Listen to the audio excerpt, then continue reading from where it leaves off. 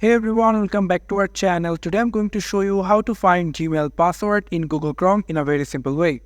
You just need to go for your Google Chrome account, or you just need to go for Google Chrome, and then you just need to come over into your three dot option over here, and then you just need to click on, and you will find an option called password and autofill over here. Just click on that, and then you will get an option called Google Password Manager. So click on that. And after that, you can see I have a lots of password into my Google Chrome. You can see here is my Google account. So the Google account password and the Gmail password is same. So if you just click on that, you just need to give your computer password. For that, I am going to give my computer password. And then you can find that which Google account you have. If you have this Google account, then you can just simply see the password.